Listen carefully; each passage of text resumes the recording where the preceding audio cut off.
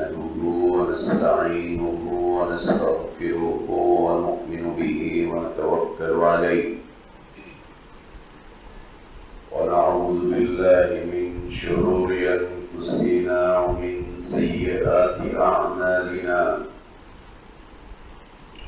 من يهده الله فلا مضل له ومن يضلل فلا هادي له وأشهد أن لا إله إلا الله وحده لا شريك له وأشهد أن محمدًا عبده ورسوله أرسله بالحق بشيرًا ونذيرًا وداعيًا إلى الله بإذنه وسراجًا منيرًا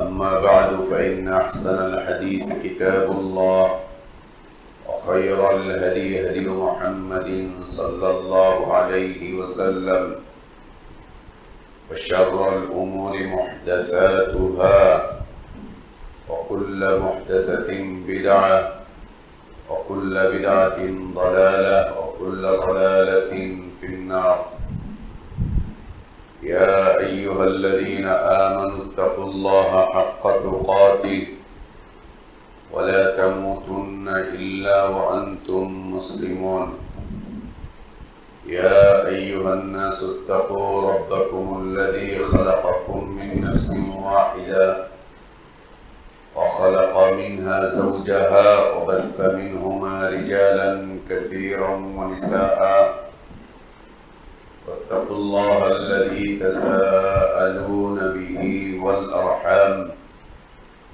إن الله كان عليكم رقيبا يا أيها الذين آمنوا اتقوا الله وقولوا قولا سديدا يصلح لكم أعمالكم ويغفر لكم ذنوبكم ومن يطع الله ورسوله فقد فاز فوزا عظيما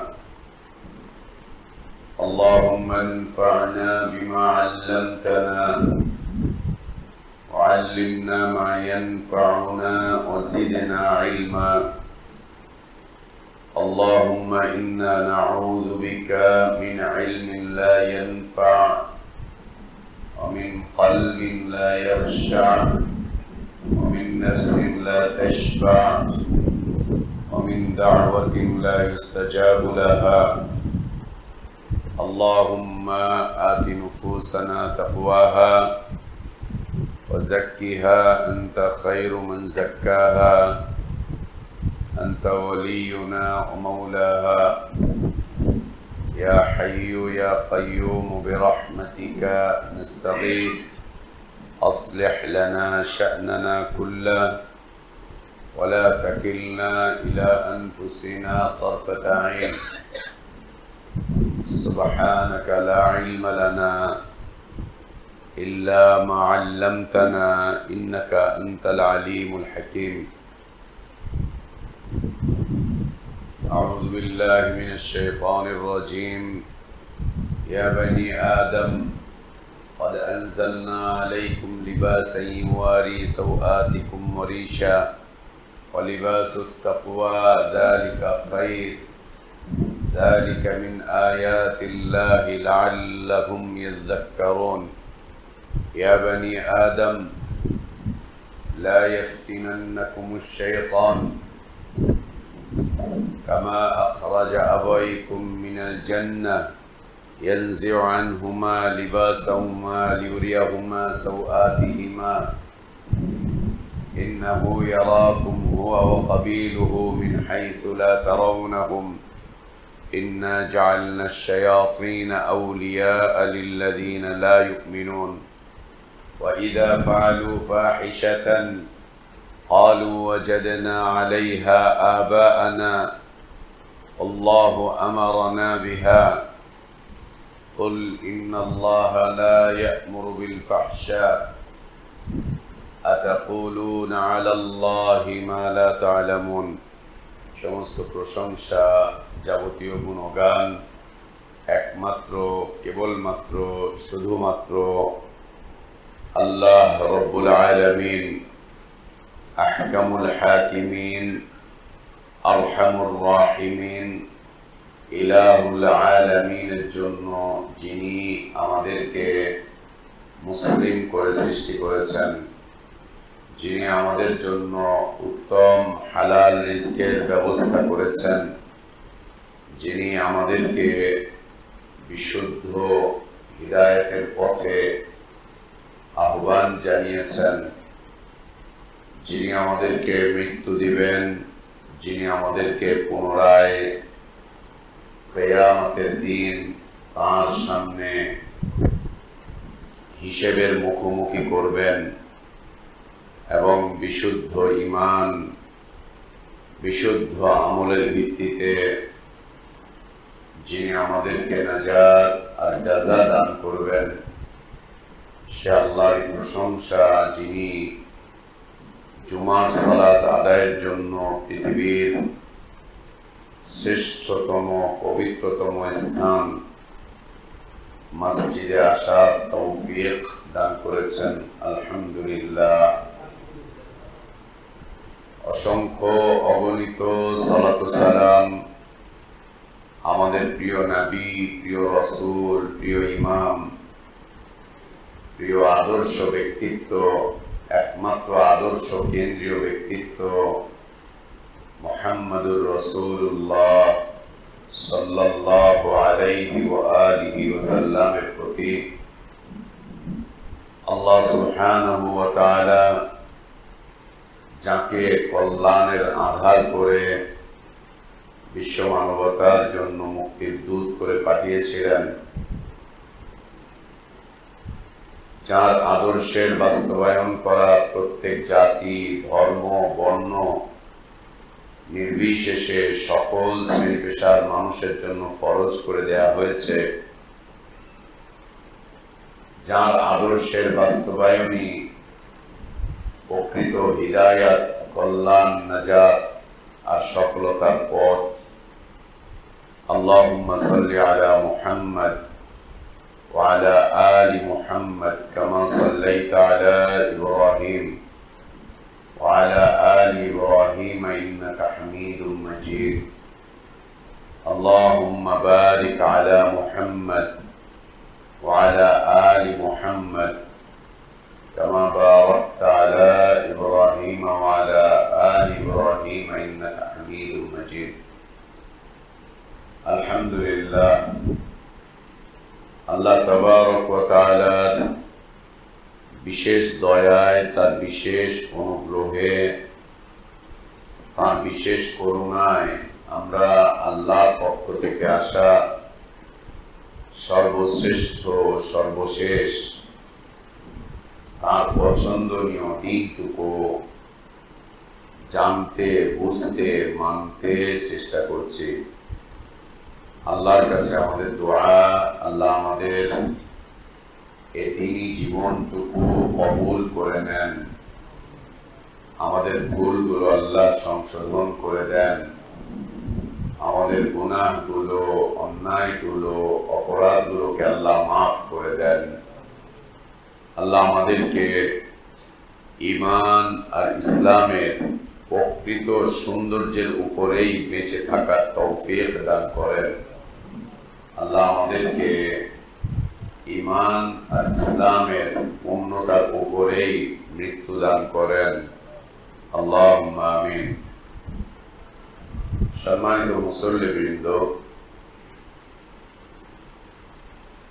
আমরা আজকে জুমার খুতবায় আল্লাহ তাবারক ওয়া তাআলার পক্ষ থেকে আসা বনি আদমের উপরে একটি আদেশ, একটি নির্দেশ, একটি ওসিয়ত অথবা একটি ফরজ বা ওয়াজিব বিষয়বস্তু নিয়ে আলোচনা করব, যে বিষয়বস্তুটি অত্যন্ত জটিল, অত্যন্ত কঠিন। এই বিষয়টি আল্লাহ তাবারক ওয়া তাআলার একটি নিষেধাজ্ঞা, যা পৃথিবীর সব মানুষের উপরে প্রযোজ্য। নারী, পুরুষ, ধনী, দরিদ্র, উলামা, আওয়াম, ফুকাহা, মুখাতাব, ইমাম, মুসল্লি, আরব, অনারব, সবার উপরে প্রযোজ্য। এরকম নির্দেশ যা সবার উপরে প্রযোজ্য, সে জলে হোক অথবা স্থলে অথবা আকাশ পথে, রাতে হোক বা দিনে, নীরবে নিভৃতে অথবা সম্মিলিত অবস্থায়, দারিদ্রতায় অথবা ধনাঢ্যতায়, সফরে কিংবা মুকিম হালাতে, সর্ব অবস্থায় আল্লাহ সুবহানাহু ওয়া তাআলার এরকম নির্দেশ গুটি কয়েক, সামান্য কয়েকটি। সে গুটি কয়েক নির্দেশ গুলোকে আমরা খুতবায় মাঝে মাঝে নিয়ে আসবো। আজকে তার মধ্য হতে একটি, যা আল্লাহ তাবারক ওয়া তাআলা আদম আলাইহিস সালাতু ওয়াস সালাম, আমাদের আদি পিতা, আমাদের প্রথম পিতা আদম আলাইহিস সালাতু ওয়াস সালাম, তাকে আল্লাহ এ আদেশ করেছিলেন এবং একই আদেশ আদম আলাইহিস সালাতু ওয়াস সালামের শত শত হাজার হাজার কোটি সন্তানের প্রতিও। এখন বর্তমান সময় পৃথিবীতে আদম আলাইহিস সালাতু ওয়াস সালামের সন্তানের সংখ্যা 800 কোটির উপরে। এই শতাব্দীতে এখন বর্তমান 800 কোটির উপরে। আর অতীতে যা চলে গিয়েছে তা তো চলেই গিয়েছে, তার গণনা আল্লাহই জানেন। আর কিয়ামতের আগ পর্যন্ত আদমের আরো কত সন্তান আসবে, এর হিসাব একমাত্র আল্লাহ সুবহানাহু ওয়া তাআলার কাছে। একমাত্র আল্লাহ সুবহানাহু ওয়া তাআলার কাছে। কেউ বলতে পারবে না যে আদমের কত সন্তান আসবে কিয়ামত পর্যন্ত। আদম আলাইহিস সালাতু ওয়াস সালামকে আল্লাহ তাবারক ওয়া তাআলা নিষেধ আকারে যে নির্দেশনা দিয়েছিলেন, নিষেধ আকারে যে নির্দেশনা বা যে আদেশ করেছিলেন, ওই একই রকম আদেশ আল্লাহ তাবারক ওয়া তাআলা বনি আদমের উপরে করেছেন। বনি আদমের উপরে করেছেন একই আদেশ। বাবা আদম আলাইহিস সালাতু ওয়াস সালাম, আল্লাহ তাবারক ওয়া তাআলা এই আদেশ বা এই নিষিদ্ধ বিষয়টিকে ভুলে গিয়েছিলেন। শয়তান তাকে ভুলিয়ে দিয়েছিল। ওই একই কাজ ঘটেছে, ঘটছে এবং ঘটবে তাঁরই সন্তানদের মাঝে। তাঁরই সন্তানদের মাঝে তারাও ভুলে যাবে বা শয়তান তাদেরকে ভুলিয়ে দিবে। তারাও ভুলে যাবে বা শয়তান তাদেরকে ভুলিয়ে দিবে। আল্লাহ তাবারক ওয়া তাআলা আদম আলাইহিস সালাতু ওয়াস সালামকে নিষেধ আকারে একটি আদেশ করেছিলেন। নিষেধ আকারে একটি আদেশ করেছিলেন। সেটি হচ্ছে যে তোমাকে যেন শয়তান প্রতারণায় ফেলে দিতে না পারে। শয়তান যেন তোমাকে প্রতারণায় ফেলে দিতে না পারে। প্রতারণায় যেন তোমাকে ফেলে দিতে না পারে। এই আদেশ আল্লাহ তাবারক ওয়া তাআলা নিষেধ আকারে আদম আলাইহিস সালাতু ওয়াস সালামকে দিয়েছেন। এই যে নিষেধটা করলেন আল্লাহ তাবারক ওয়া তাআলা আদম আলাইহিস সালাতু ওয়াস সালামকে, এই নিষেধ করার পিছনে কারণ কি? কারণ হিসেবে আল্লাহ তাবারক ওয়া তাআলা বলেছেন, সে হচ্ছে আদম এবং বনি আদমের প্রকাশ্য শত্রু। এমন প্রকাশ্য শত্রু যে প্রকাশ্য শত্রু সম্পর্কে আল্লাহ বলছেন যে তোমরা তোমাদের এই শত্রুকে দেখতে পাবে না, কিন্তু সে তোমাদেরকে সদা সর্বদা সর্ব অবস্থায় দেখতে পাবে। তোমরা তাকে দেখতে পাবে না, কিন্তু সে তোমাদেরকে সদা সর্বদা সর্ব অবস্থায় দেখতে পাবে, মানে তার মনিটরিং এ তোমরা থাকবে সর্ব অবস্থায়। তোমরা দেখবে না, সে তোমাদেরকে দেখবে। এমন এক প্রকাশ্য শত্রু যাকে দেখা যায় না, কিন্তু তাকে অনুভব করতে পারবে মর্মে আল্লাহ তাবারক ওয়া তাআলা বিশদ বর্ণনা দিয়েছেন। বিশদ বর্ণনা দিয়েছেন আল্লাহ তাবারক ওয়া তাআলা যে তাকে তোমরা অনুভব করতে পারবে, বুঝতে পারবে। কিসের মাধ্যম দিয়ে বুঝতে পারবে? একটা মৌলিক বিষয় আল্লাহ জানিয়ে দিয়েছেন, সেটা হচ্ছে ওয়াসওয়াসা। একটা মৌলিক বিষয়বস্তু আল্লাহ জানিয়ে দিয়েছেন, সেটি হচ্ছে ওয়াসওয়াসা। যেখানেই ওয়াসওয়াসা আসবে সেখানেই আমি আপনি যেন এ কথাকে মেনে নেই যে ইবলিস চলে এসেছে, শয়তান চলে এসেছে। যেখানেই ওয়াসওয়াসা, সেখানেই আপনাকে আমাকে মনে রাখতে হবে যে ইবলিস চলে এসেছে। আর ইবলিস ওয়াসওয়াসাটা তখনই বান্দার অন্তরে নিয়ে আসে যখনই আল্লাহর কোনো বান্দা আল্লাহকে সন্তুষ্ট করার জন্য কিছু করতে মনস্থ করে, ইচ্ছা করে, নিয়ত করে। আল্লাহর কোনো বান্দা আল্লাহকে সন্তুষ্ট করার জন্য, আল্লাহকে খুশি করার জন্য যখনই কোনো কাজ করার নিয়ত করে, সংকল্প করে, মনস্থ করে, তখনই ইবলিস এসে ওয়াসওয়াসা দিতে থাকে সে যাতে এই ভালো কাজটা সম্পাদন করতে না পারে। রমাদানুল মুবারকের পরে আজ প্রথম খুতবা,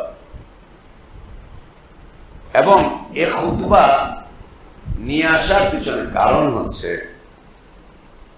যে আল্লাহ নবী সাল্লাল্লাহু আলাইহি ওয়া আলিহি ওয়াসাল্লাম তার একটি মুবারক বাণী রয়েছে, ইযা জা রমাদান সুফিদাতিশ শায়াতিন। যখনই রমাদানের চাঁদ উঠে, সাথে সাথে শায়াতিনদেরকে আল্লাহ তাবারক ওয়া তাআলা বন্দী করে ফেলেন। এ কারণে বন্দী করেন যাতে করে আল্লাহর বান্দারা আল্লাহর সন্তুষ্টির পথে বাধাপ্রাপ্ত না হয়। যারা আল্লাহর বান্দা তারা যেন আল্লাহর সন্তুষ্টির পথে বাধাপ্রাপ্ত না হয়। আর যারা শয়তানের বান্দা, ও তো আগেই গিয়েছে, ওর জন্য কিছু না। ও নিজেই শয়তানের যত বান্দা আছে এ তো আগে থেকেই চলে গিয়েছে, ও তো শয়তানের সাথেই আছে, ওই করছে ওদের কাজ। আল্লাহ তার বান্দাদের জন্য শায়াতিনদেরকে, শয়তানদেরকে আবদ্ধ করে ফেলেন, কারারুদ্ধ করে ফেলেন, যাতে করে আল্লাহর বান্দাদেরকে আল্লাহর সন্তুষ্টির পথে ও বিঘ্নতা ঘটাতে না পারে, বিঘ্নতা যাতে ঘটাতে না পারে। তাদের ইবাদত যাতে চলমান থাকে, গতিশীল থাকে, আল্লাহকে সন্তুষ্ট করার কাজগুলো যাতে তারা গতির সাথে করে যেতে পারে, শয়তান যাতে তাদেরকে ঠেকাতে না পারে। এই জন্য আল্লাহ তাবারক ওয়া তাআলা শায়াতিনদেরকে আটকে দেয়, ঠেকিয়ে দেয়। ঠিক একই রকম যখন রমাদানুল মুবারক শেষ হয়ে যায়, শাওয়ালের চাঁদ উঠে যায়, শাওয়ালের যেদিন চাঁদ উঠে, রমাদান যেদিন শেষ হয়ে যায়, রমাদানের শেষ সূর্য যখন অস্ত যায়, সাথে সাথে শায়াতিনদেরকে ছেড়ে দেওয়া হয়। ও আবার সেই পূর্বের হালাতে ফিরে আসে, এসে আল্লাহর বান্দাদেরকে আল্লাহর সন্তুষ্টির পথে আবার দূরে সরিয়ে দেয়, আবার দূরে সরিয়ে দেয়। ধরেন উদাহরণস্বরূপ, রমাদান ভোর আমরা কিয়ামুল লাইল করেছি, চাঁদ উঠার পরে চাঁদ রাতে কয়জন কিয়ামুল লাইল করতে পেরেছি? চাঁদ উঠার পরে চাঁদ রাতে কয়জন কিয়ামুল লাইল করেছি? মার্কেটে ব্যস্ত, জুতো কেনায় ব্যস্ত, কাপড় কেনায় ব্যস্ত, অথবা সারা মাসের ক্লান্তি মিটানোতে ব্যস্ত ছিলাম। দিল প্রথম রাতে, সরিয়ে দিল আল্লাহর সন্তুষ্টির পথ। এবং এরপরের রাত, গত রাত, যেটা আমাদের দেশের ঈদের দিন, গত রাতে আমরা কে কে তাহাজ্জুদে দাঁড়িয়েছি? কালকের ক্লান্তি তো আরো বেশি। আমাদের ঈদের দিন আমাদের কেউ তেমন একটা মেহমানদারি করে নাই। আলহামদুলিল্লাহ, আল্লাহ শুকরিয়া, মসজিদ কর্তৃপক্ষ আমাদের মেহমানদারির ব্যবস্থা করেছিলেন। আল্লাহ যেন এর বদৌলতে তাদেরকে জান্নাতে খাওয়ার ব্যবস্থা করেন। আল্লাহ যেন এর বদৌলতে তাদেরকে জান্নাতে মেহমানদারি করেন। মেহমানদারি অনেক বড় গুণ যা আল্লাহ প্রত্যেক নবী রাসূলকে দিয়েছিলেন। পৃথিবীর একজন নবী রাসূল দুনিয়া থেকে যান নাই যারা মেহমানদারি করতেন না। কিন্তু কেন যেন আমাদের আহলে হাদিস ভাইদের থেকে এটা উঠে গেছে। নাই, আহলে হাদিস সমাজে এখন মেহমানদারি নাই, একদম নাই, একদম নাই আহলে হাদিস সমাজে মেহমানদারি। আর যদি থাকে তাহলে ফাসেক ফুজ্জারদেরকে মেহমানদারি করে। এলাকার নেতা, এলাকার পাতি নেতা, ঘুষখোর, সুদখোর, মদখোর, ওইগুলা বিয়াই, বেনামাজি, সালাত পড়ে না, হ্যাঁ, তালই, শ্বশুর, চাচা শ্বশুর, ওইগুলারে নিয়ে যে মেহমানদারি করে। শোনেন, মেহমানদারির মৌলিক নীতি নবী সাল্লাল্লাহু আলাইহি ওয়াসাল্লাম বলেছেন, তোমার খাবার যাতে কোনো পরেজগার ব্যক্তি ছাড়া তোমার খাবার যাতে না খায়। হ্যাঁ, ওয়ালা ইয়াতআম তুআমুকা ইল্লা তাকিয়ান নাকিয়ান, মুত্তাকি ছাড়া তোমার খাবারের সঙ্গী যাতে কেউ না হয়, মানে বিশেষ মেহমানদারি, বিশেষ মেহমানদারি। এজন্য ওলিমার খাবার এখানে মুত্তাকি ছাড়া কেউ খেতে পারবে না। কিন্তু ওলিমার খাবার বেশিরভাগ কারা খায়? বেহায়া, বেপর্দা, অশ্লীল, নোংরা চিন্তার অধিকারী, ওদের এই ওলিমার দাওয়াত দেয়। ইসলামে নিষিদ্ধ। ওলিমার খাবার হচ্ছে পবিত্র, বারাকাতপূর্ণ। এই খাবার যেন শুধু মুমিন ভাইরা খায়, মুমিন ব্যতীত কেউ যেন ওলিমার খাবার না খায়। এখন বলবে এইরকম যদি বাইসা বাইসা বিয়ে দেই, দাওয়াত দিই, তাহলে তো বিয়ে কোনো লোকই থাকবে না। বাস্তব, আপনার বিয়ে খেতে কেউ আসবে না। কে আসবে? কয়জন খুঁজে পাবেন? আর বিয়ে যদি কেউ খেতেও আসে, দেখবেন আপনার বাসায় কেউ গিফট দিবে না, কারণ মুমিনরা অধিকাংশ গরিব মিসকিন হয়ে থাকে। কে গিফট দিবে?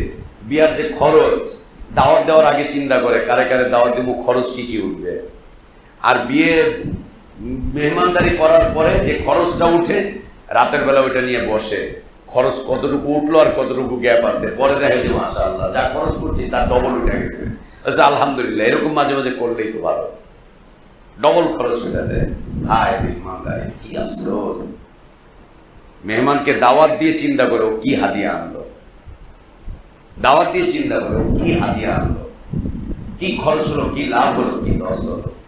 লা হাওলা ওয়ালা কুওয়াতা ইল্লা বিল্লাহ। তো মেহমানদারি এক উত্তম বৈশিষ্ট্য, উত্তম গুণাবলী যা আল্লাহ সুবহানাহু ওয়া তাআলা প্রত্যেক নবী রাসূলকে দিয়েছিলেন। মেহমানদারি করতে গিয়ে আপনাকে যে অনেক খরচ করতে হবে তা না, আপনি সামান্য কিছু দিয়েও তো মেহমানদারি করতে পারেন।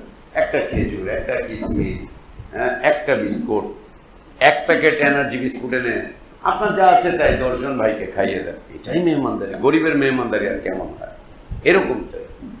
আল্লাহ আমাদেরকে তৌফিক দান করেন। খুব চমৎকার। তো যা বলছিলাম, আমাদের ঈদের দিন তো আমাদেরকে কেউ তেমন একটা মেহমানদারি করে না। হ্যাঁ, কিন্তু গতকাল সুবহানাল্লাহ মানুষের ডায়রিয়া, পাতলা পায়খানা, বদহজম, গ্যাস সকাল থেকে খাওয়া শুরু করছে রাত 12টা 12:30। কয় বাড়ি গিয়ে খাবেন, করতে করতে অবস্থা খারাপ।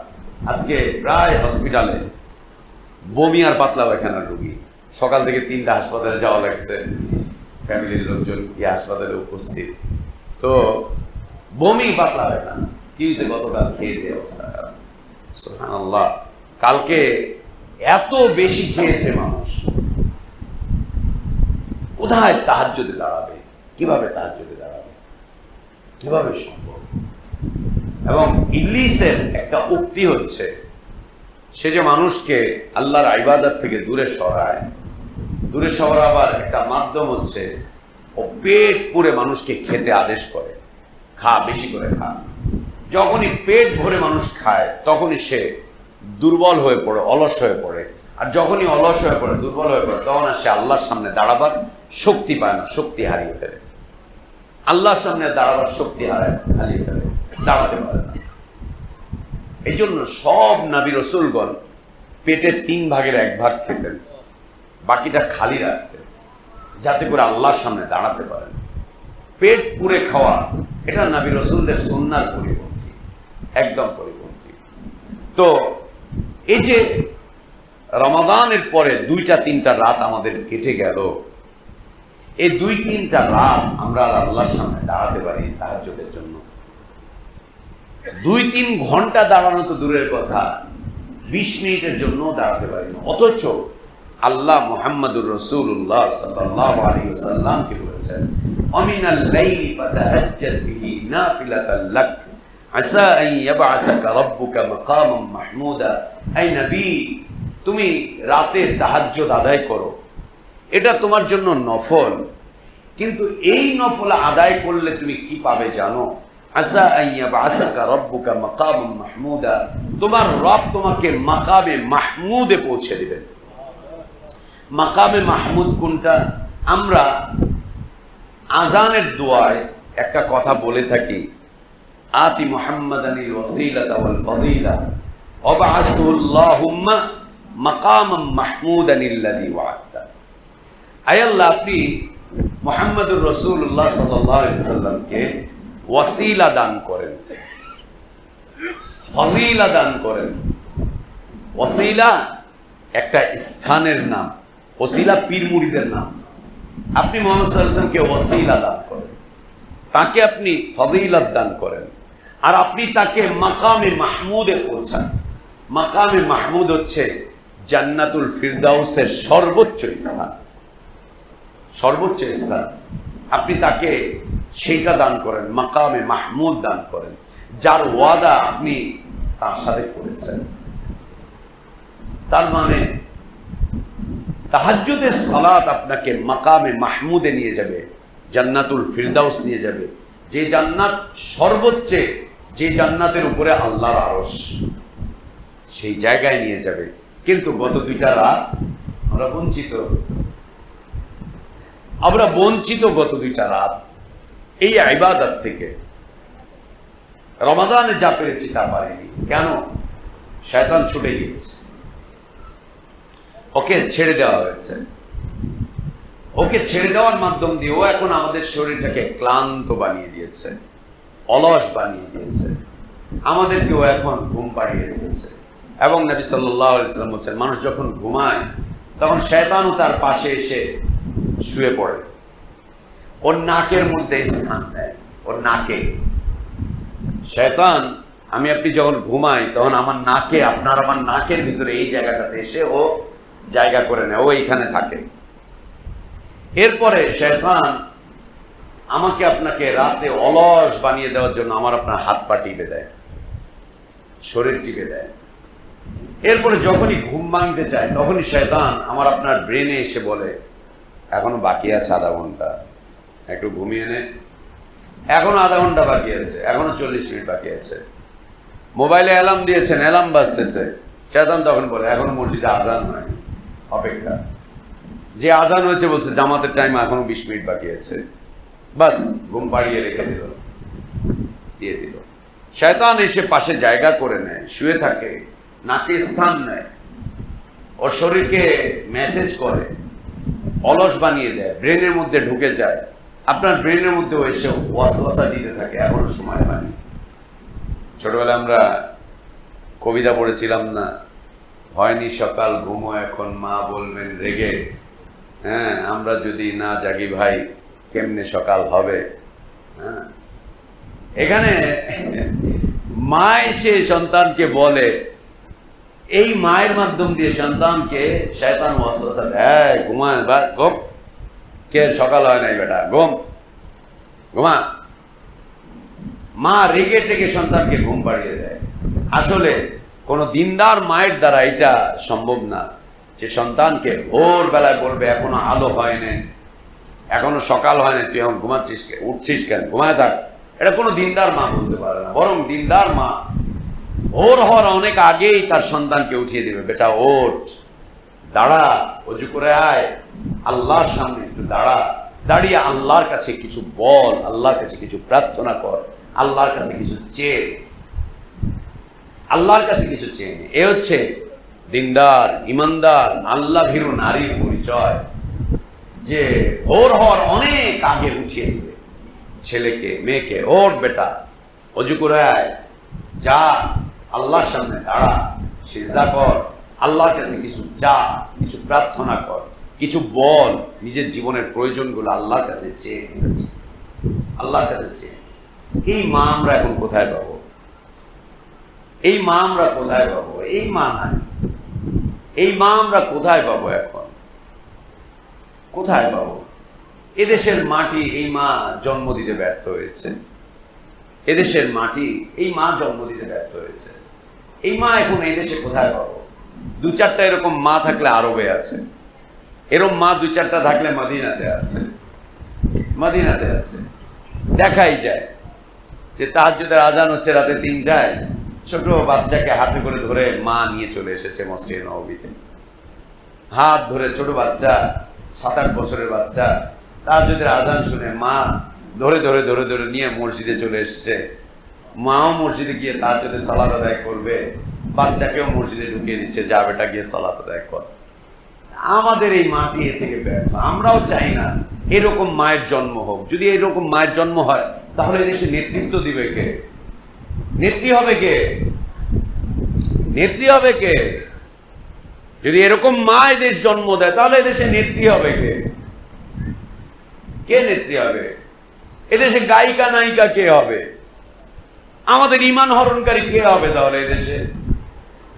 আমাদের নেক আমল বন্ধকারী কে হবে তাহলে এদেশে? এদেশে ব্যবসা বাণিজ্য রাজনীতি তাহলে কে চালাবে? অতএব আমরা আগে রাস্তা বন্ধ করে দিচ্ছি। এরকম মা দরকার নেই, এরকম মা দরকারই নেই। হ্যাঁ, এই জন্য যা যা করা দরকার সব করেছি। শিক্ষা, সিলেবাস, নীতি, আদর্শ, সংস্কৃতি, নিজেদের জীবনধারা, জীবনের পদ্ধতি, সব কিছুর ক্ষেত্রে আমরা এরকম মা যাতে জন্ম না নেয় সে ব্যবস্থা আমরা করে দিয়েছি। কিন্তু কতকাল আর এরকম চলবে? এটা আর কতকাল চলবে? এরকম নারী শূন্য, এরকম মা শূন্য, এরকম কন্যা শূন্য জাতি হিসাবে আমরা আর কতকাল এই পৃথিবীর পরিবেশকে নষ্ট করব? কতকাল আর করব? আর কতকাল? বিশ্বাস করেন, এই যে পরিবেশবাদীরা, পরিবেশ অধিদপ্তর, অথবা ওই যে সারা দুনিয়ার যে ওটাকে কি বলে, পৃথিবীর ভারসাম্যতা রক্ষা, নদী খনন, পাহাড় যাতে না কাটা হয়, গাছপালা বনায়ন যাতে নষ্ট না করা হয়, এর মাধ্যম দিয়ে পৃথিবী নষ্ট হচ্ছে, এই হচ্ছে সেই হচ্ছে, ওয়াল্লাহ এগুলো হচ্ছে বাহ্যিকতা। পৃথিবীর মূল পরিবেশ, পৃথিবীর মূল পরিবেশ, মানুষের বাসযোগ্য হওয়ার জন্য পৃথিবীর মূল পরিবেশ হচ্ছে আল্লাহর দাস আর দাসীতে ভরে যাওয়া। যদি এই পৃথিবীতে আল্লাহর দাস দাসীতে ভরে যায় তাহলে এই বনায়ন আর নদী রক্ষাকরণ এগুলো আমাদের কিচ্ছু করতে হবে না। সুন্দরবন আমরা লাগিয়েছি নাকি? আফ্রিকার এই বিশাল জঙ্গল পৃথিবীর কোনো মানুষ করেছে নাকি? এত গাছ লাগাবার ক্ষমতা আছে নাকি মানুষের? হ্যাঁ, দার্জিলিং এর বিশাল পাহাড়ি বন পরিবেশ, ওটা পৃথিবীর কোনো মানুষের লাগানো নাকি? প্রশ্নই আসে না। আল্লাহ করে দিয়েছেন। এই নদী নালা মানুষ কেটেছে নাকি? এই সাগর মহাসাগর গুলো মানুষ করেছে নাকি? আল্লাহ করে দিয়েছেন। এখন মানুষ আল্লাহ দাসত্ব থেকে বের হয়ে গিয়েছে, আনুগত্য থেকে বের হয়ে গিয়েছে। তো আল্লাহ সুবহানাহু ওয়া তাআলা পৃথিবী আমাদের জন্য বাসের অনুপযোগী বাড়িয়ে দিয়েছেন, বসবাসের অনুপযোগী করে দিয়েছেন একদম। তো শয়তান সে আমাদের প্রকাশ্য শত্রু, এমন শত্রু যে শত্রুকে আমরা দেখতে পাই না, কিন্তু ও সার্বক্ষণিক আমাদেরকে মনিটরিং করে। এত বেশি মনিটরিং করে যে আমরা রাতের বেলায় আমাদের বেডরুমে যাচ্ছি, ওটা একদম পার্সোনাল রুম আমাদের, আমরা আমাদের ওয়াইফদের সাথে থাকবো, ও বেচারা শয়তান ইবলিস ও ওখানেও চলে আসে। ওখানে এসে এই যে আমরা স্বামী স্ত্রী শুয়ে আছি, আমাদের মাঝখানে এসে অংশ নেয়, আমাদের মাঝখানে এসে অংশ নেয়। বাসায় গিয়ে খেতে বসবো, খাওয়া শুরু করব, আমাদের খাদ্যের মধ্যে অংশ নেয়, আমাদের সাথে বসে বসে খেতে থাকে। পানি পান করব, ওইটাও করতে থাকে। রাতে ঘুমাতে যাব বেডে, ও খাটে গিয়েও আমাদের আগে উনি গিয়ে শুয়ে থাকেন। এমনকি স্বামী স্ত্রী তাদের যে গোপন জীবন, তাদের যে মেলামেশার জীবন, যখনই মেলামেশা শুরু করলো, শয়তান এসে এই স্বামীর সাথে তার স্ত্রীর সাথে মেলামেশায় অংশগ্রহণ করে, মেলামেশা অংশগ্রহণ করে। এ আমার কথা না, এই ডাক্তারের কথা না, ইঞ্জিনিয়ার ব্যারিস্টার কথা না, এ তার কথা যার উপরে আমরা শাহাদা দিয়ে ঈমান এনেছি, ওয়াশহাদু আন্না মুহাম্মাদুর রাসূলুল্লাহ বলেছি, তার কথা রাসূলুল্লাহ সাল্লাল্লাহু আলাইহি ওয়াসাল্লাম বলেছেন। খাবারে অংশ নেয়, ঘরে অংশ নেয়, বিছানায় অংশ নেয়, এমনকি স্বামী স্ত্রীর মিলনের ক্ষেত্রে, মেলামেশার ক্ষেত্রেও এসে অংশ নেয়। স্ত্রী মনে করছে আমার স্বামী আমার সাথে মেলামেশা করছে, কিন্তু স্বামীর রূপে স্বামীর সাথে একসাথে স্বামীর দেহের মধ্যে প্রবেশ করে ও স্ত্রী সহবাসে অংশগ্রহণ করেছে। ইন্না লিল্লাহি ওয়া ইন্না ইলাইহি। তাহলে আর আমাদের পার্সোনালিটি কোথায়? তাহলে আর আমাদের পার্সোনালিটি কোথায়? এই জন্য নবী সাল্লাল্লাহু আলাইহি ওয়াসাল্লাম দোয়া শিখিয়েছেন, যখনই ঘরে প্রবেশ করবে, ঘরে প্রবেশ করার দোয়া। আমরা ঘরে প্রবেশের দোয়া জিজ্ঞেস করলে, হ্যাঁ আমি সালাম দিয়ে প্রবেশ করি, আসসালামু আলাইকুম করি। আরে বাবা, আসসালামু আলাইকুম 5 নম্বর বা 6 নম্বরের কথা, 5 নম্বর বা 6 নম্বরের কথা হচ্ছে আসসালামু আলাইকুম। যখনই বাড়িতে প্রবেশ করছেন, বিল্ডিং এ, ঘরের গেটে, বাড়ির গেটে আউযু কালিমাতিল্লাহ পড়েন, 1 নম্বর দোয়া। 2 নম্বর দোয়া বিসমিল্লাহি ওয়ালাজিনা। 3 নম্বর দোয়ারই দ্বিতীয় অংশ অবিসমিল্লাহি খারাজনা। 4র্থ অংশ ওয়ালাল্লাহি রাব্বিনা তাওয়াক্কালনা। এরপরের অংশ আবার বিসমিল্লাহ, তারপরের অংশ আসসালামু আলাইকুম। সব বাদ দিয়ে সালাম দিয়ে ঢুকছি ঘরে, সালাম দিয়ে ঢুকছেন। আগেরগুলা কে করবে? আগেরগুলা কে করবে? ওগুলো শয়তানের জন্য ছেড়ে দিয়েছি, শয়তান ভুলিয়ে দিয়েছে ওয়াসওয়াসা। এইটা যদি কেউ না করে, আল্লাহ নবী সাল্লাল্লাহু আলাইহি ওয়াসাল্লাম বলেছেন যে শয়তান আপনার সাথে ঘরে ঢুকে গেল, আপনি যদি এই কাজটা না করেন, এতক্ষণ শয়তান যেটা বাইরে ছিল ও ঘরে ঢুকে গেল আপনার সাথে, এক করে আপনার বডির সাথে ঢুকে যাবে, শরীরের সাথে ঢুকে গিয়ে এরপরে আপনি বাসায় গিয়ে কি করবেন? হাত মুখ ধোবেন, ধুয়ে ফ্রেশ হবেন। ফ্রেশ হয়ে এরপরে আপনার ওয়াইফ আপনাকে বলবে টেবিলে খাবার দেয়া আছে, চলো। ও এখন ঢুকলো, ঢুকে ব্যাস টেবিলে খাবার খেতে গিয়ে ও নাড়ছে, চাটছে, বসছে, দেখছে, নিচ্ছে, ব্যাস বউ দিয়ে দিল, ও নিয়ে খাওয়া শুরু করলো। খেতে গিয়ে বলছে এটা মজা হয় নাই, ওটা ঝাল হয় নাই, ওটা লবণ হয় না, ওটাই হয় নাই। আল্লাহ নবী সাল্লাল্লাহু আলাইহি ওয়াসাল্লাম বলেছেন, তুমি খাবার খাচ্ছ খাও, খাবারের দোষ ধরবা না। খাবার খাচ্ছ খাও, খাবারের দোষ ধরবা না। খাবার পছন্দ না হলে রেখে দিয়ে উঠে যাও, কিন্তু খাবারের দোষ ধরতে পারবেন না। পছন্দ হচ্ছে না, রেখে দেন, দোষ ধরতে পারবেন না। খাবার খাচ্ছেন, খান, শুধু ডান হাতে খান, বাম হাতের কোনো স্পর্শ চলবে না, না পানির ক্ষেত্রে না খাবারের ক্ষেত্রে। এমনকি ভাত বাড়ছি আমরা বাম হাত দিয়ে, নবী সাল্লাল্লাহু আলাইহি ওয়াসাল্লাম নিষেধ করে দিয়েছেন। তরকারি দিচ্ছি, বাম হাতে চামচটা নিয়ে তরকারি দিচ্ছি, নিষেধ করেছেন। এই হাতটা আপনি কই ব্যবহার করেন? যেখানে ব্যবহার করেন ওখানেই করেন, খাবারের ক্ষেত্রে কেন? খাবার তো বারাকাতপূর্ণ। গ্লাস দিচ্ছি বাম হাত দিয়ে, চামচ দিচ্ছি বাম হাত দিয়ে, প্লেট দিচ্ছি বাম হাত দিয়ে, নিষিদ্ধ। ভাতও বাড়তে পারবেন না, তরকারিও বাড়তে পারবেন না বাম হাত দিয়ে, নিষিদ্ধ। ডান হাতেরই ব্যবহার, সকল নবী রাসূল ডান হাত ব্যবহার করেছেন। আল্লাহ কি তাদেরকে বাম হাত দেন নাই? তাদের কি বাম হাত ছিল না? সব নবী রাসূল ডান হাত ব্যবহার করেছেন। পৃথিবীতে নবী রাসূলদের চাইতে বেশি পরিশুদ্ধ মানুষ, সংস্কৃতি মনা মানুষ, বেশি ভদ্র, বেশি নম্র মানুষ আর পৃথিবীতে কেউ ছিল না। আপনি এত বেশি ভদ্র যে ডান হাতে ময়লা আছে তাই বাম হাত দিয়ে দিচ্ছেন, আর নবী রাসূলগণ ডান হাতে যা আছে ওটা দিয়েই তারা বাড়তেন, নিতেন এবং দিতেন ডান হাত দিয়ে, খেতেন এবং পান করতেন ডান হাত দিয়ে, গ্লাস থেকে সরাসরি ডান হাত দিয়ে ধরতেন। এখন খেতে বসছে ওই বাম হাতে ব্যবহার করছি, বিসমিল্লাহ বলি নাই, কিচ্ছু বলি নাই, খাচ্ছি দাচ্ছি, মজা হয়েছে। এরপরে ভাত খাচ্ছি যখন মুরগির মতো আরো কিছু ছিটিয়ে ছিটিয়ে ফেলে রেখে দিচ্ছি, প্লেটে কিছু ভাত রেখে দিয়ে উঠে যাচ্ছি, মাছ অর্ধেক রেখে দিয়েছি, মাংস অর্ধেক রেখে দিয়েছি, রেখে দিয়ে প্লেট থেকে উঠে চলে যাচ্ছি। কিছু খাবার যদি আমরা প্লেটে না রাখি তাহলে আমরা অভদ্র হয়ে যাই। খাবার কিছু রেখে প্লেট থেকে ওঠাটাই হচ্ছে ভদ্রতা। আহা, ভদ্রতা, আমার ভদ্রতা এটা। এই ভদ্রতার কারণে কি হয়, আপনি যে খাবারটা রেখে গেলেন, একটা দানা, একটা পানি, একটুখানি, এটা শয়তান এসে খায়, খেয়ে ও শক্তি অর্জন করলো, শক্তি অর্জন করে ও এখন আপনার পিছনে অস্ত্রচার কাজে লেগে যাবে, অস্ত্রচার কাজে লেগে যাবে। আল্লাহ নবী সাল্লাল্লাহু আলাইহি ওয়াসাল্লাম বলছেন, শয়তান এভাবে প্রবেশ করলো, প্রবেশ করার পরে ও খাদ্যে অংশগ্রহণ করে, পানির পানে অংশগ্রহণ করে।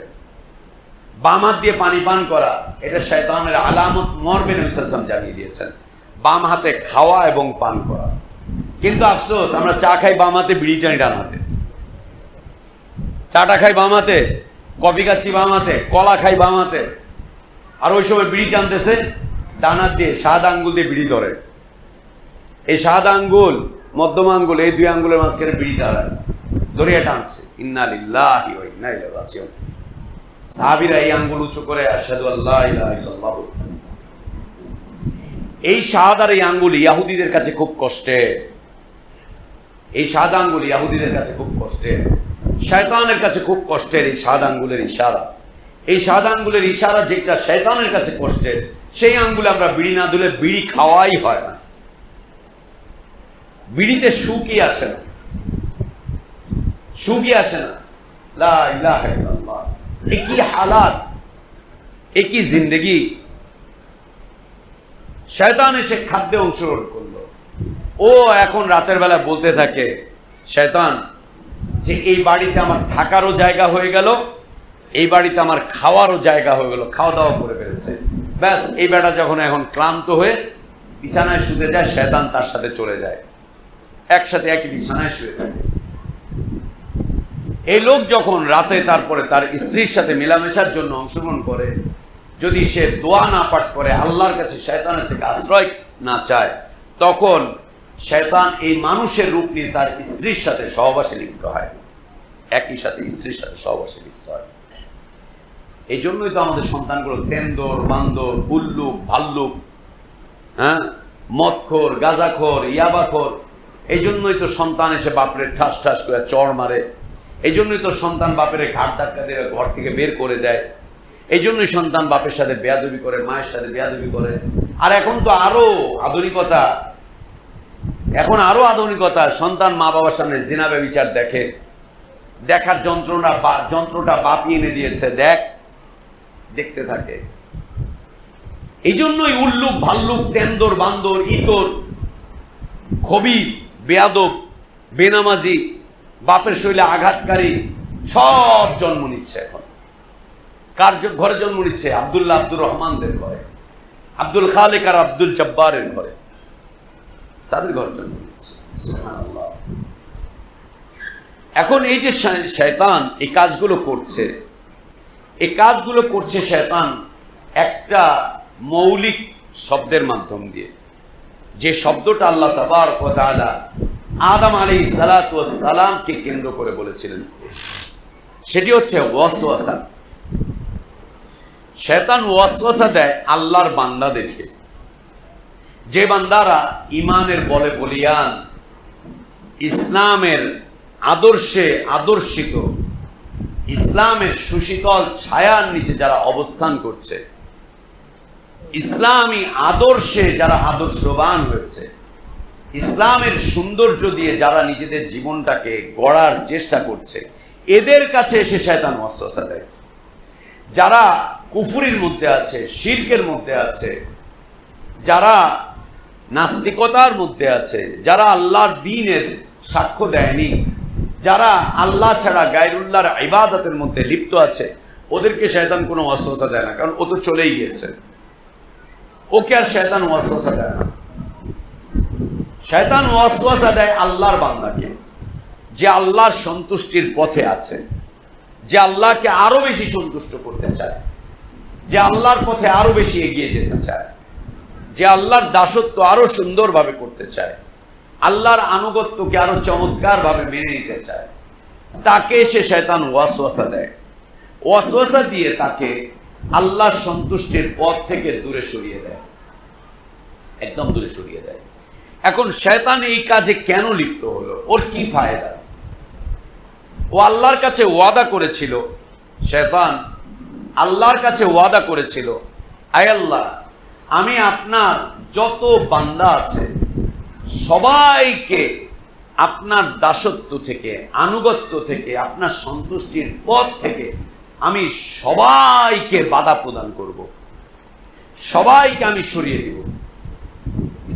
আপনি আপনার কোনো বান্দাকে আপনার নেক বান্দা হিসাবে পাবেন না, আপনার কোনো বান্দাকে আপনার দাসত্বকারী, আনুগত্যকারী বান্দা হিসেবে পাবেন না। আপনার সব বান্দাদেরকে আমি আপনার রাস্তা থেকে সরিয়ে দিব, হটিয়ে দিব, দূরে সরাবো, এদেরকে আমি প্রতারিত করব। তবে আপনার কিছু বান্দাকে আমি পারবো না। সে কিছু কারা? আল্লাহ তাবারক ওয়া তাআলাকে শয়তান বলল, ইল্লা ইবাদাকা মিনহুমুল মুখলাসিন।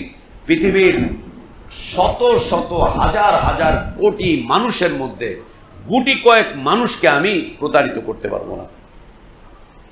সবাইকে পারবো, কিন্তু গুটি কয়েককে পারবো না, গুটি কয়েককে পারবো না, সামান্য কয়েকজনকে। যাদেরকে আমি পারবো না তাদের একটা বিশেষ বৈশিষ্ট্য হচ্ছে, তারা এমন মুমিন, তারা এমন মুসলিম, তারা আপনার এমন বান্দা যাদের জীবনের একদম মাথা থেকে নিয়ে পা পর্যন্ত ইখলাস দিয়ে ভরা, ইখলাস দিয়ে ভরা, যাদের মাথা থেকে নিয়ে পা পর্যন্ত পুরোটা জীবন, তার ব্যক্তি জীবন, তার পারিবারিক জীবন, তার সামাজিক জীবন, তার ব্যবসার জীবন, তার রাজনীতির জীবন, তার অর্থনীতির জীবন, তার সকল জীবন একটা স্পেশাল বিশেষ বৈশিষ্ট্য মণ্ডিত হবে। সেটি হচ্ছে ইখলাস, সেটি হচ্ছে ইখলাস। ইখলাস, সে মুখলিস হবে, ইখলাস থাকবে তার মাঝে। ইখলাসের বিশেষ বৈশিষ্ট্য দ্বারা সে বৈশিষ্ট্যমান হবে। ইখলাসটা কি? ইখলাস হচ্ছে আমি আমার জীবনে যা করছি সব আল্লাহর সন্তুষ্টির জন্য করছি, সব আল্লাহর সন্তুষ্টির জন্য করছি।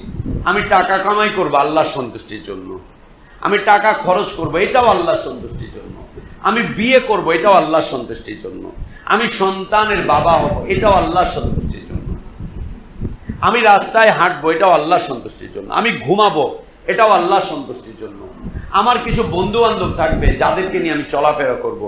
মানুষ সামাজিক জীব, এ মানুষ ছাড়া চলতে পারে না।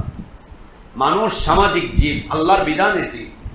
মানুষ সামাজিক জীব, তার বন্ধু থাকবে, তার সহপাঠী থাকবে, তার কথা বলার মতো জায়গা থাকবে, এটা সামাজিক জীব, এটা তার থাকবেই।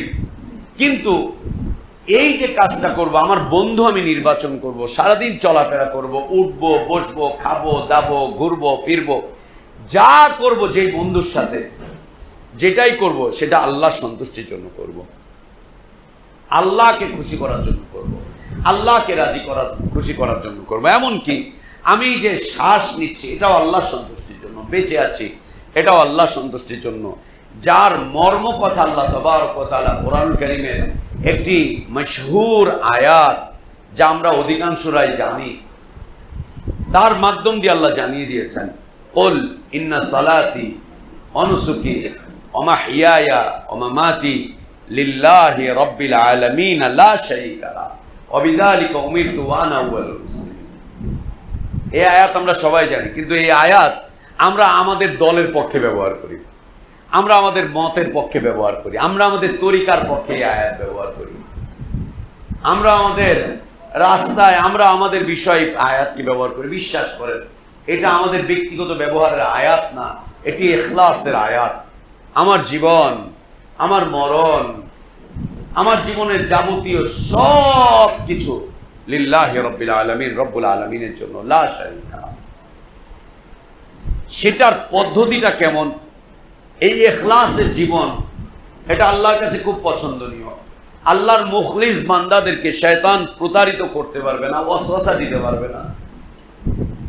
এবং ইখলাসের সম্পর্কে মশহুর আয়াত, এটি জাহিরি আয়াত ইখলাস সম্পর্কে। এই জীবনটা কেমন হবে তাহলে?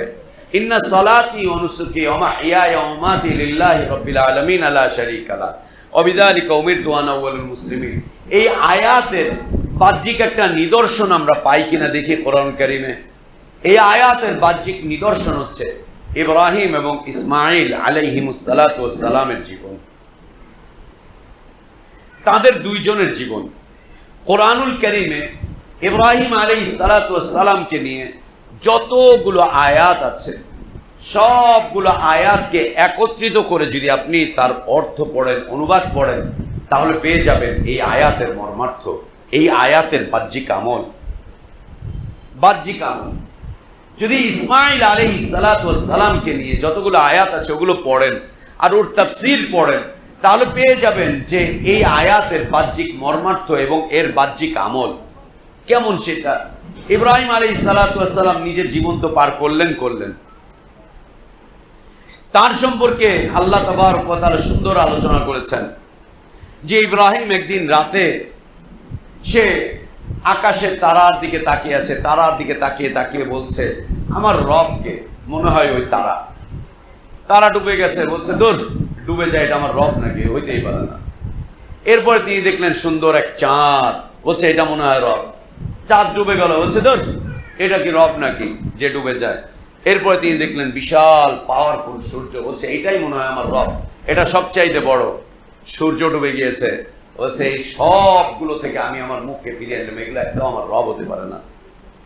লেগে গেল তার কওমের সাথে তার তর্ক যুদ্ধ।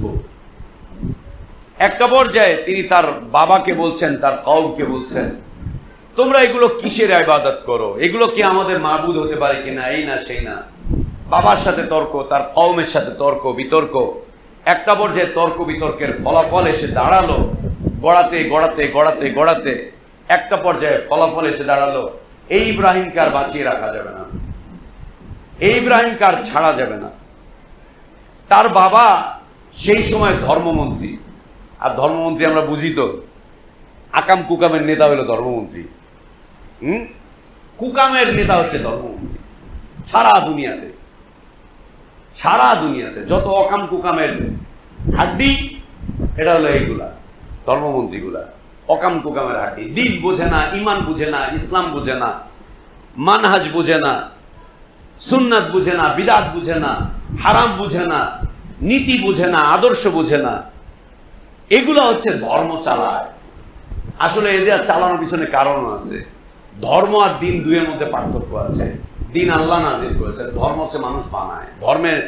ধর্ম বলা হয় যার মধ্যে অনেক কিছু ধারণ করার ক্ষমতা আছে, ওর মধ্যে সব দেয় আর ও নেয়।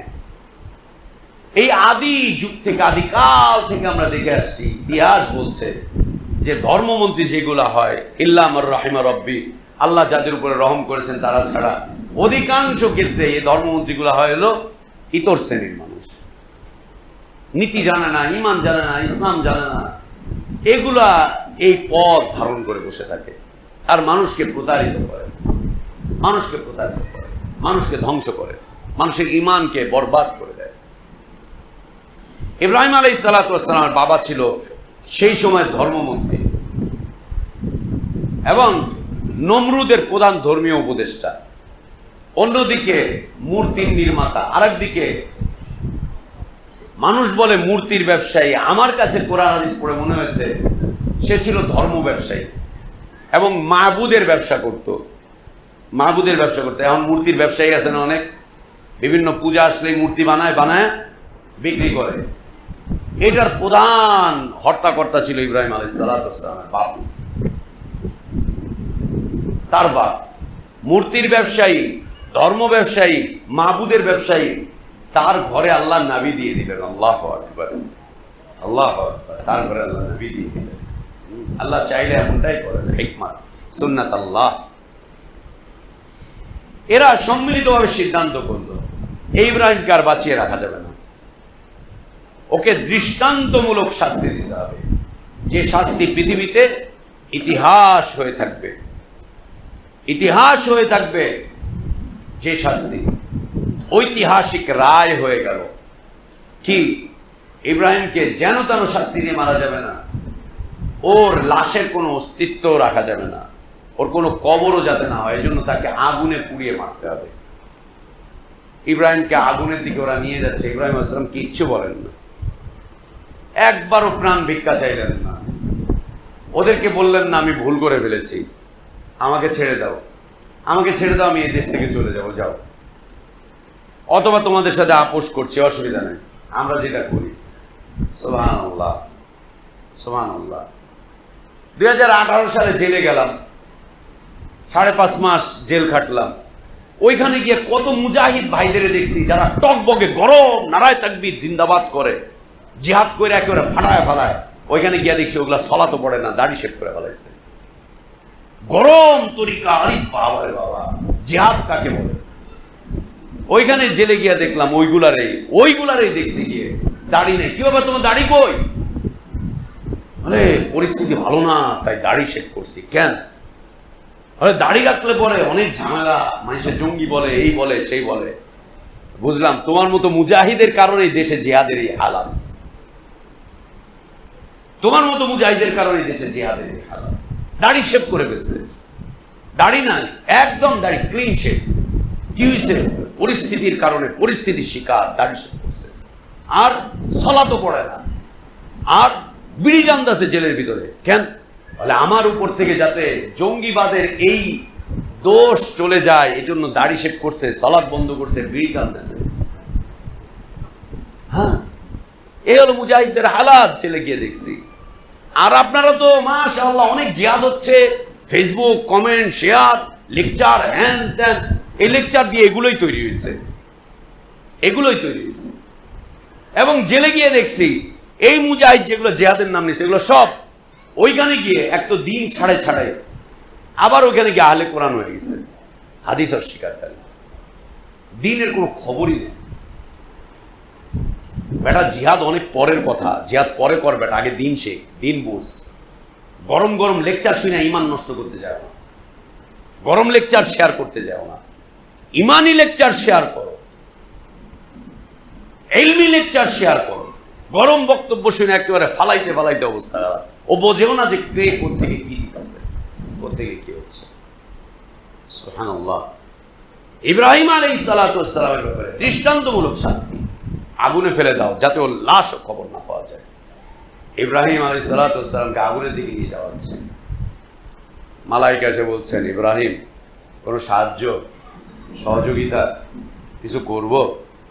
বলছে তুমি কি করবা? তিনি আছেন না, তিনি দেখছেন না, তিনি জানেন না আমার এই হালাত, তিনি জানেন না আমার এই হালাত। তুমি আমার জন্য কি করবা? তুমি আমার জন্য কি করবা? আশপাশ থেকে লোকজন তাকে বলা শুরু করেছিল, ইব্রাহিম একটু ক্ষমা চাও না, একটু বলো না আমি ভুল করছি, অন্যায় করছি, তাইলে তোমার ছেড়ে দেওয়া হবে। ভুল করছি, অন্যায় করছি তার মানে কি? আল্লাহর দিকে মানুষকে ডাকছি, এটা ভুল নাকি? আল্লাহর ইবাদত করতে বলেছি, এটা কি অন্যায় নাকি? সত্য কথা বলেছি, এটা কি অপরাধ নাকি? এটা অপরাধ নাকি? আল্লাহ তাওহীদের পথে আহ্বান জানিয়েছি, এটাকে ভুল বলে স্বীকার করে আমাকে বেঁচে আসতে হবে নাকি? হ্যাঁ, আগুনে ফেলছে, ফেলুক না, সমস্যা কি? এক জীবন না, এরকম শত জীবন যদি ইব্রাহিমকে দেওয়া হয় তো ইব্রাহিম শত জীবন আল্লাহর রাস্তায় উৎসর্গ করতে প্রস্তুত। শত জীবন, এক জীবন, শত জীবন এভাবে উৎসর্গ হয়ে যাবে আল্লাহর পথে। আগুনে ফেলা হচ্ছে, ইব্রাহিমকে এসে জিজ্ঞেস করছে মালায়েকা, ইব্রাহিম কোনো উপকার, কোনো সাহায্য, কোনো সহযোগিতা একটু বলো, একটু বলো, তোমার জন্য আল্লাহর কাছে কিছু বলি। তুমি কি করবা? তিনি আছেন না, জবাব দিলেন, হাসবি আল্লাহ লা ইলাহা ইল্লাহু আলাইহি তাওয়াক্কালতু ওয়া হুয়া রাব্বুল আরশিল আযীম। আরে তুমি কি, আগুন কি, নমরুদ কি, আমার বাপ কি, দাদা কি, সমাজ কি? হাসবি আল্লাহ, যে আল্লাহর ইবাদত করি, যিনি আমাকে হায়াত দিয়েছেন, যিনি মওত দিচ্ছেন, তিনি আমার জন্য যথেষ্ট। তিনি আমার জন্য স্বাধীনতায় যথেষ্ট, পরাধীনতায় যথেষ্ট, সুস্থতায় যথেষ্ট, অসুস্থতায় যথেষ্ট, আমার দারিদ্রতায় যথেষ্ট, আমার ধনাঢ্যতায় তিনি যথেষ্ট। যতক্ষণ পর্যন্ত আরামে ছিলাম তাও যথেষ্ট, এখন আগুনে ফেলা হচ্ছে, ওই আগুনেও তিনি আমার জন্য যথেষ্ট। লা ইলাহা ইল্লাহু। আমি এমন কোন মাবুদের ইবাদত করি না যে মাবুদের দ্বিতীয় সত্তা আছে, তৃতীয় সত্তা হচ্ছে তিনি একক যোগ্য সত্তা ইবাদত পাওয়ার। আর তিনি কি মনে করেছো, এই সাধারণ হাকিম মাকিম ম্যাজিস্ট্রেট বিচারপতি, এই পতি সেই পতি, হ্যানপতি ত্যানপতি, দৌড়ো, এই আলতু ফালতু কথা বইল না। এ আর কি ক্ষমতা? 2 দিন পরে মিছিল করে নামায় দেয়, 2 দিন পরে অভ্যুত্থান ঘটায় নামায় দেয়, 2 দিন পরে আজকে যে ক্ষমতার অধিকারী কালকে সে কারাগারে বসছে, কালকে যে কারাগারে বসে আছে। সুবহানাল্লাহ। সাবেক একজন স্বরাষ্ট্রমন্ত্রীর পাশে আমরা গেলাম, থাকলাম জেলখানায়। তার যে করুণ হালাত, কি দাপট, ওর দাপটের চোটে চলতে পারে না দেশে 5 বছর পর্যন্ত মানুষ। ওর যে করুণ হালাত দেখলাম জেলখানায়, কি করুণ, চাপা মাপা সব ভেঙ্গে চুরে, কি অবস্থা। শেষ নিদারুণ হালাত। সে এইরকম কোন রব, এরকম কোন নেতা, এরকম কোন ক্ষমতাধারী ব্যক্তির ইবাদত আমি করি নাই, তার দিকে আমি ডাকি নাই, এরকম কোন মানুষের দিকে বা কোন সত্তার দিকে আমি ডেকেছি। ওয়া হুয়া রাব্বুল আরশিল আযীম। এমন রবের দিকে আমি ডেকেছি, এমন রবের ইবাদত করি, এমন রবের উপরে তাওয়াক্কুল করি যিনি আরশের রব, যিনি আরশে আযীমের রব, যে আরো 7 আসমানের উপরে। কার কাছে তুমি সাহায্য চাইতে বলো? তোমার কাছে, তোমাদেরকে। তিনি দেখছেন না, কোনো কথা নেই, নীরব আছেন। হাসবি আল্লাহু লা ইলাহা ইল্লাহু আলাইহি তাওয়াক্কালতু ওয়া হুয়া রাব্বুল আরশিল আযীম। বাস ফেলে দেওয়া হলো আগুনে। একে বলে ইখলাসের জীবন। এই ইখলাস থাকার কারণে আল্লাহ তাবারক ওয়া তাআলা ইব্রাহিম আলাইহিস সালাতু ওয়াস সালামকে আগুন থেকে সুস্থ অবস্থায় বের করে আনলেন। তার শরীরের একটা পশম পড়েনি, তার এই কাপড় পড়েনি, কিচ্ছু পড়েনি। তাকে এই হাতটাকে পিছন মোড়া করে বেঁধে, পাকে বেঁধে, হাতকে এইভাবে করে পিছন মোড়া করে বেঁধে, হ্যান্ডকাপ যেভাবে লাগায় এভাবে করে বেঁধে তাকে আগুনে ফেলা হয়েছিল। মুফাসসিরিনগণ লিখেছেন যে ইব্রাহিমের শরীরের একটা অংশ পড়েনি, তার একটা পশমও পড়েনি, তার পুড়েছিল শুধু হাতের বাঁধনটুকু আর পায়ের বাঁধনটুকু। হাত পায়ের যে বাঁধন, রশি, এইটা পুড়ে হাতটা খুলেছে আর পাটা খুলেছে।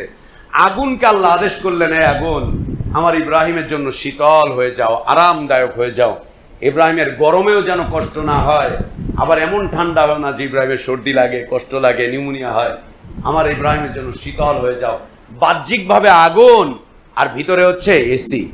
আল্লাহ, বাহ্যিকতায় আগুন, ভিতরে এসি, আরামদায়ক, শীতল শীতল, আরো আরাম।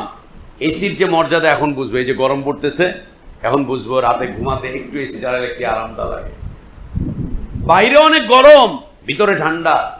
বাহ্যিকতায় আগুন, ভিতরে শীতল বাতাস। ইব্রাহিমের কোনো কষ্টই হলো না। হাতের বাঁধন, পায়ের বাঁধন পুড়ে খুলে গেল, তো উনি আগুনের ভিতর থেকে হেঁটে হেঁটে বের হয়ে চলে আসতেছেন। তিনি আগুনের ভিতর থেকে। তার এই বের হয়ে আসা দেখে সেই সময়ের লোকজন এবং নমরুদ বলছে, নিয়ামার রব্বু রব্বুকা ইয়া ইব্রাহিম।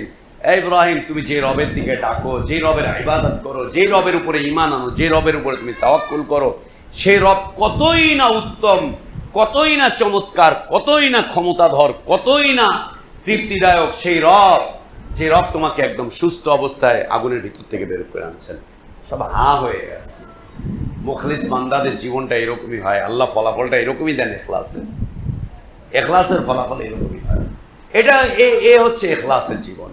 একই রকম তিনি এরপরে তাকে বের করে দেওয়া হলো, চলে গেলেন এই জায়গায় সেই জায়গায়। সন্তান হয় না, আল্লাহর কাছে সন্তান চাইলেন। বৃদ্ধ বয়সে তিনি সন্তান পেলেন। সন্তান একটা চাইলেন তো আল্লাহ 2টা সন্তান দিলেন। তিনি নেক সন্তান চাইলেন, তো আল্লাহ নাবী সন্তান দিলেন। চাইলেন আল্লাহ তুমি আমাকে নেক সন্তান দাও, আল্লাহ তাকে নাবী দিয়ে দিলেন। আল্লাহু আকবার। আমরা চাই ডাক্তার, তো এমন সন্তান হয় যেটা ফেন্সিডিল খায়। চাই আল্লাহ ইঞ্জিনিয়ার বানাও, ও গিয়ে ইয়াবা খায়। ইয়াবা না খেলে নাকি ইঞ্জিনিয়ারিং করা যায় না, নাট বল্টু টাইট হয় না। হ্যাঁ, চাই ব্যারিস্টার, ও গিয়ে গাঁজা খায়। গাঁজা না খাইলে নাকি ওর ওই লেকচার ভালো হয় না। ও খায়াটায় তারপরে গিয়ে ওর লেকচার দেওয়া লাগে, ওটা না খাইলে নাকি হয় না। হ্যাঁ, আস্তাগফিরুল্লাহ ওয়া আতুবু ইলাইহি। এই চিত্র আমাদের, এই চিত্র আমাদের। আল্লাহর কাছে নেক সন্তান চান, নেক সন্তান চান আল্লাহর কাছে। ইব্রাহিম চাইলেন, এখন নেক সন্তান বুড়া বয়সে হইলো। বুড়া বয়সে নেক সন্তান হওয়ার পরে এই সন্তানরা আবার ওই জনমানবহীন ওই জায়গায় রেখে আসতে হলো।